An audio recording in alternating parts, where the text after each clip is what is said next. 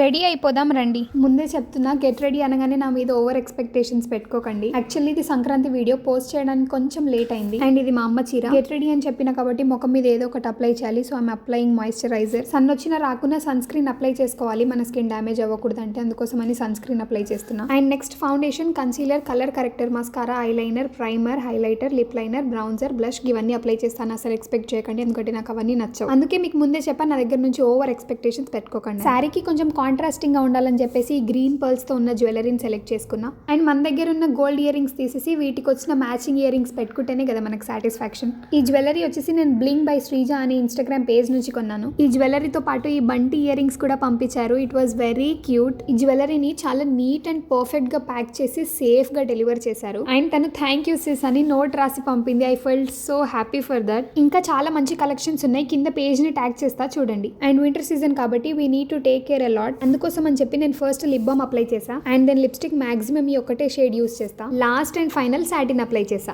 And నా final look ఇలా బొట్టు పెట్టుకొని ఫినిష్ చేసా. ఫైనల్ లుక్ కావాలంటే పోస్ట్ అప్లోడ్ చేస్తా, చెక్ చేసేయండి.